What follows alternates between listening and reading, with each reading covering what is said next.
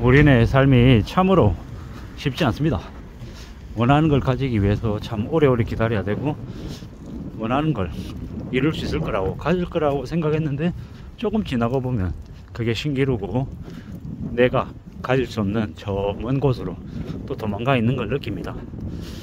답답하죠. 답답하기도 하고, 이렇게 오래 기다렸는데 또 기다려야 되나, 도대체 얼마나 더 기다려야 되나 라는 생각이 많이 들 겁니다.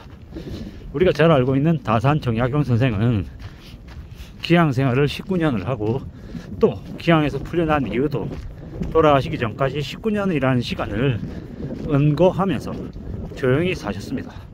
그러는 동안 그분은 많은 업적들을 남겼죠. 많은 책들을 펴냈습니다. 그 기간 동안 처음부터 내가 오랜 귀양 생활을 할 거다 라고 그분이 생각했을까요? 아니라는 거죠.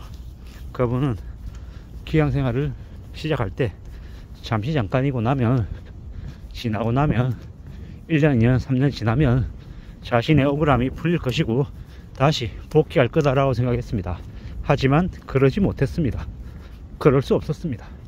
그리고 결국 그는 무려 19년이라고 하는 시간 동안 귀양 생활을 하며 살았죠. 참 대단한 시간, 대단한 엄청난 기간이었다라고 생각합니다. 보통 사람이라면 자포자기하고 세상이 원망하면서 화병이 나서 죽었을지도 모르지만, 그는 그 역사의 시간 속에서 이겼고 자신의 자리를 찾았습니다. 저는 그렇게 생각합니다. 앞으로 우리가 살아가면서 이제 그런 위인들의 삶을 되돌아보고 좀 닮으려고 애쓰는 것들도 필요한 것 같습니다. 그런 마음으로, 그런 생각으로 살면 되지 않을까 라고 조심히 조용히 마음을 먹어봅니다. 그래야지 이 험난한 시간들을 견딜 수 있을 것 같습니다. 1994년 미국의 금리 인상 이후 한국은 1997년 11월 IMF를 맞았고요. 2004년, 2005년 미국의 금리 인상 이후 2008년 리만 사태를 맞았습니다. 기시감이 들지 않습니까? 그리고 이제 앞으로 한국은 24, 25, 26 이 긴 시간이 이제 지나고 나면 상상을 초월하는 대충격을 겪게 될 겁니다. 왜겠습니까? 그동안 부채가 너무 많이 쌓였던 거죠. 그 부채를 이번에 털어내지 않으면 답이 없는 겁니다. 감당 못할 빚을 진 사람들을 대거 몰락시키고 그네들을 굴복시키고 나야, 그러고 나야 아마 좀 상황이 바뀔 것 같습니다. 이 무자비하고 이 잔혹한 경제 전쟁에서 이제 약자들, 빚진 사람들이 대거 이제 루저가 되는 겁니다. 몰락하고 망가지는 겁니다. 무서운 일이죠. 앞으로 우리가 1년 뒤, 3년 뒤, 5년 뒤, 10년 뒤를 예측할 수 있겠습니까? 예측하기 매우 어렵습니다. 그러면 어떤 마음으로 살아야 됩니까? 그 기간 안에 어떻게든 살아남고 또 밀려나지 않기 위해서 발버둥 쳐야 됩니다. 그렇게 생존을 최우선의 화두로 삼아야 됩니다. 살아남아야 그 다음을 얘기할 수 있다는 겁니다.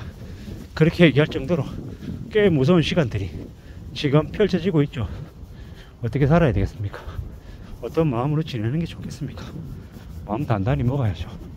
정말 진정으로 조심 또 조심하면서 살아가야 됩니다. 그래야 견딜 수 있다라는 겁니다. 그래야 이겨낼 수 있다라는 겁니다. 함부로 뭔가를 금방 이룰 거다라는 착각은 하면 안 됩니다. 금방 이룰 거다라는 그런 착각, 기대감이 사람들을 더 빨리 무너뜨리는 것 같습니다. 나에게는 아직도 시간이 더 필요하다, 좀 더 두고 봐야 된다, 기다려야 된다, 더 오래 걸릴 것이다, 이런 생각들이 어쩌면 차라리 삶을 좀 더 안전하게 지켜주는 것 아닌가 라는 생각이 요즘에 더 많이 듭니다. 쉽지 않거든요. 만만하지 않거든요. 그래서 좀 더 각오를 하고 더 단단히 마음 먹고 더 조심할 생각을 해야 될 것 같습니다. 참 앞으로 어떤 일들이 어떻게 펼쳐질지 더 숨죽이고 지켜봐야 될 것 같습니다. 더 조심해야 되거든요. 더 마음 굳게 먹어야 되거든요. 안 그러면 언제 어떻게 쓰나미에 쓸려서 날아갈지 모른다라는 겁니다. 경제적인 기열이 왔을 때는 어찌해야 됩니까? 조용히 집안에서 따뜻한 아랫목에서 이불 뒤집어 쓰고 맛있는 음식 먹으면서 체온을 유지하는 게 제일 중요하다는 겁니다. 못 모르고 함부로 밖으로 사냥 다니겠다라고 까불고 돌아다니다가는 이 추운 날씨에 추위에 얼어 죽는다라는 겁니다. 그게 현실입니다. 그런 현실을 잊지 않고 바라볼 줄 알아야 되고, 또 그런 현실 속에서 삶을 지켜내야 되는 것 같습니다. 무던히 차근차근 착실히 삶을 관리하고 하고 지켜내야 됩니다. 그래야 살아남을 수 있다. 그래야 견딜 수 있다. 그래야 나중에 다시 날이 화창해지고 맑아지고 볼거리가 많은 때가 오면 그때 또 여유 부리면서 또 외유도 한다라는 거죠. 지금은 무슨 일이 있어도 무조건 생존을 최우선의 과제로 생각해야 됩니다. 함부로 빚져서도 안 되고, 함부로 돈 있다라는 소리를 해서도 안 되고, 돈 없을 때를 대비해서 어떻게든 최대한 현금을 마련해야 됩니다. 현금을 마련해 놓고 내 손에 돈을 쥐고 있어야, 그래야 어려운 시절이 왔을 때 그 어려운 시절을 견딜 수 있다라는 겁니다. 사는 게 얼마나 어려운데 쉬운 것처럼 만만한 것처럼 이야기하는 놈들의 말은 절대로 들어서는 안 되죠. 세상에 악인들이 너무 많습니다. 뭐 자기 말만 들으면 엄청 뭔가를 만들어 줄 것처럼 얘기하는 놈들 말입니다. 쓰레기 같은 악인들이 차고 넘치죠. 그런 놈들을 피해야 됩니다. 멀리 해야 됩니다. 되려 외롭게 지내는 게 나은 게 요즘 시대입니다. 외롭게 지내고 조용히 혼자 공부하고 혼자 시간을 채워나가면서 사는 게 차라리 낫다라는 겁니다. 그렇게 안전하게 또 안전하게 살 공유하는 게 제일 좋겠다. 그리고 함부로 뭔가를 일을 저지를 생각은 적어도 지금은 안 하는 게 좋겠다라는 겁니다.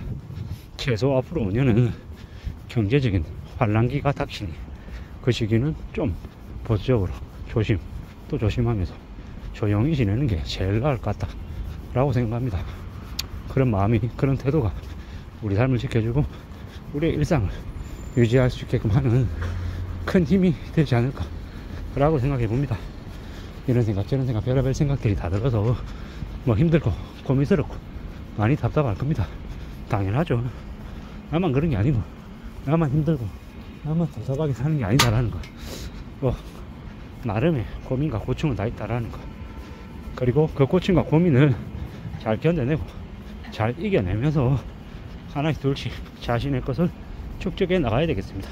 그렇게 축적하면서 사는 삶을 계속 살 때, 그때 그래도 원하는 자신의 모습을 조금이나마 비슷하게 이뤄내지 않겠냐 라고 생각해 봅니다. 지금은 더욱더 조심하면서 살아야 될 시기 같습니다. 이상입니다.